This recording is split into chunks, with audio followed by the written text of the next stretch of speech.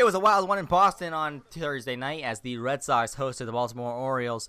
Stephen Wright getting the ball for the Red Sox in the first game back from the All-Star break. He would not disappoint in this one. Heading to the first inning, facing Jock Peterson, the 2-3 hitters in this inning. 1-2-3 hitters. He gets Jock Peterson swinging on the knuckleball. That knuckleball dancing early on for Stephen Wright. He would face Chris Davis, the next batter, with a 3-2 count on him, and he would be just window shopping. No thanks, I'll take a look at that later. Move on to the second. Stephen Wright still wheeling and dealing, facing Jonathan Schoop. He would get the curveball by him. Schoop would swing and miss. Schoop 1 for 4 on the day. We'll see some more from him later. Moving on to the bottom of the second. Hanley Ramirez at the plate. High fly ball, deep left field, and you can forget about that one. Way back there to the... That might have been over the top of the scoreboard out there. You were saying you like the matchup. That's why I like it. Red Sox take a 1-0 lead on a Hanley Ramirez home run. His 19th of the year. Red Sox would take the lead off of Orioles pitcher Brett Anderson 2 batters later with 1 on. Chris Young at the plate. Young likes the left-handers. Ooh. He tags that one deep to left field on the first pitch. Back it goes, way back. She is gone.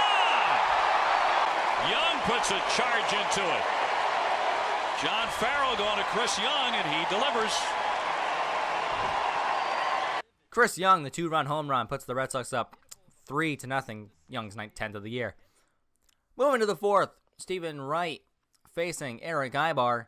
Gets some great defense from Xander Bogaerts. He would range to his right, spin throw, and on to first. Bogaerts looking like the Gold Glove winner out there. As you see the replay, Bogaerts with the full 360 spin with a good throw to first. Next batter, 3-2 count on Jock Peterson. Close knuckleball here. Home plate umpire Laz Diaz would not give Wright some of those calls today. He was all over the place in this one. Chris Davis would get the single and move Peterson up to third. And next batter, Manny Machado would drive him home with the sac fly. The Orioles are on the board. Bradley. Great job by Bradley to get over to the gap and make the catch. The Red Sox would deliver the run, though. Dustin Pedroia would come up in the 5th inning and lash one into left field. Excuse me. Blake Swihart hustling up to third on that one, and the Red Sox have second and third with Mookie Betts coming up. Brock Holt would come up next. Still facing Orioles pitcher Brett Anderson. He would lash one into left field.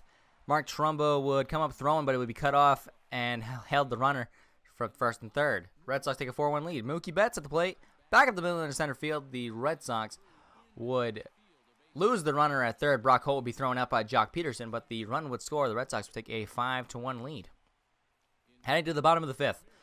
Pitch out here. Mookie Betts diving back. He would come up clutching his knee. Fell awkwardly on the knee, trying to dive back to first, and it's likely just a sprain, but Mookie Betts was transferred to the 15-day disabled list post-game.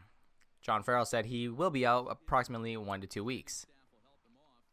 The training staff says there's no damage or anything. It's just a sprain, so he will be out for a couple weeks.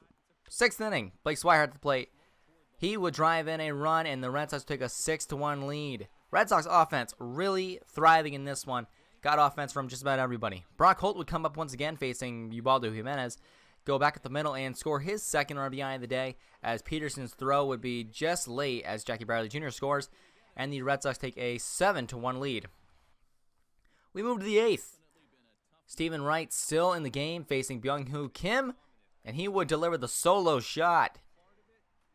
Kim trying to hit that one all the way back to Korea. Off the signs out there on the Green Monster, and the Orioles are finally on the board.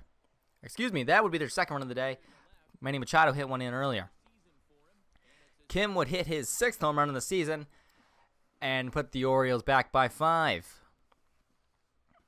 3:47 on the length, and we would move to the 9th. Daniel Barden to try to shut things down. He would face Jonathan Schoop, and Schoop would say, let's scope out some more game time. The 2-run shot puts them back 3, and the comeback is on. As you see the scoreboard right there, the Red Sox only 3 games ahead, tied with Toronto for the AL East lead. Mark Trumbo would come up next batter, a 2-2 count, and Daniel Bard would strike him out. The Red Sox would take the win. The Red Sox improve to 1 game above the Toronto Blue Jays for first place in the East. They'll look to keep it rolling.